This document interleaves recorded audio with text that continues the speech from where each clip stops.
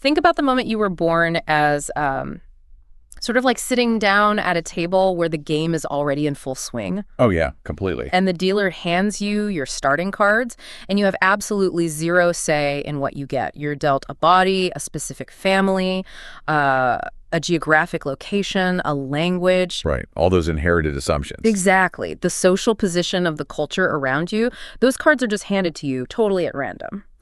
So today on the Deep Dive, we're unpacking this fascinating stack of sources, mostly focusing on Noah Eckstein's viral 2026 Harvard speech and some new research on digital polarization. Yeah. Our mission today is figuring out, well, how do we take back control of the hands we've been dealt? It's the ultimate question, isn't it? Because that starting hand really forms our default reality. Yeah. And what Eckstein tapped into with his speech, the one called The Punchline, is how people are progressively losing the ability to understand anyone outside their own tribe. Right, yeah. She talked about how, say, a decade ago, we used to argue with our weird uncle at Thanksgiving. Oh, sure.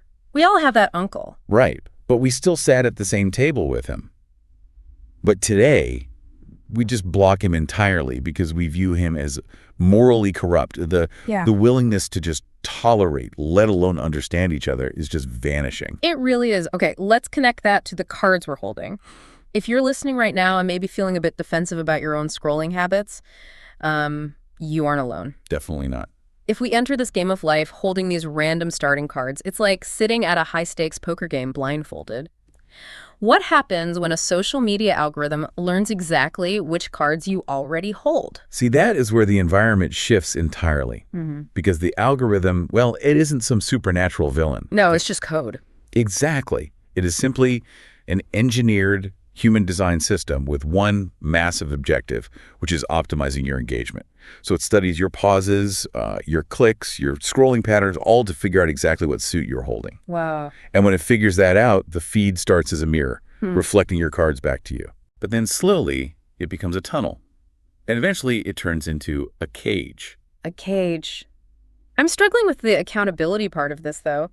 Like, if the algorithm is this invisible, subtle cage builder, I feel like we can't entirely blame the user for getting trapped.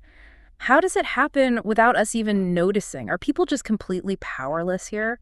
Well, not powerless, but usually unaware, I would say. Because the mechanism is incredibly subtle. It does not start by showing you extreme, polarizing content that you violently disagree with. It doesn't. No, not at all. Instead, the algorithm shows you content you almost agree with. Oh, I see. Yeah, and then it pushes you one degree further, and then another degree. Over weeks and months, a preference hardens into a certainty. Right. That certainty hardens into an identity. And finally, that identity hardens into a wall. By the time you're behind that wall, anyone on the other side isn't just a fellow player with a different opinion. They become evidence of moral corruption. Exactly. So the weird uncle isn't just weird anymore, he's the enemy. So how does the source say we should navigate this? It draws a really crucial distinction between two states of being. So there is the NPC, the non-player character. Right, like in a video game. Exactly like a video game. An NPT experiences the algorithm's output as absolute reality. They don't see the system shaping the feed, they just experience outrage and think it's their own conviction. Oh man, that's dark. It is. But then there is the PC, or the player character. This is the awakened player. This person actually sees the invisible dealer. They recognize the system and start questioning what's being shown to them. Asking questions like what? Like, why am I being shown this? What emotion is this trying to trigger? Or, what part of me is responding right now? Oh, like what kind of person will I become if I consume this every day? Exactly. Or even what viewpoint is completely absent from my feed right now? So if we are effectively the crop being harvested for engagement, how do we become a player character without just deleting our apps and throwing our phones in the ocean? The awakened player has practical strategies to train the algorithm back. You start by taking deliberate action. You unfollow outrage-driven accounts. Okay. You actively use the see less or not interested functions. And you use them as programming commands, not just polite suggestions. Right. And critically, you intentionally diversify your information environment. You deliberately seek out strong arguments from opposing viewpoints. But wait, just to clarify, that doesn't mean adopting their worldview or saying every viewpoint is equally valid. Oh, absolutely not. No. It's reconnaissance. You are testing your convictions against the strongest possible case against them. rather than just endlessly reinforcing what you already believe. You're trying to understand the whole board you are playing on. You're evaluating the other cards, basically, like your social circle or your workplace culture. Exactly. You aren't rejecting your roots, you're just consciously deciding which cards to keep and which to replace. But breaking out of the algorithm's cage is just defense. What is the offensive strategy here? Once you have your feed under control, what are you actually supposed to be optimizing your life for? That's exactly where the source introduces a framework called the cube of success. The cube of success. Right. Instead of just measuring success by prosperity, which is, just a flat line, a cube has multiple dimensions holding it up.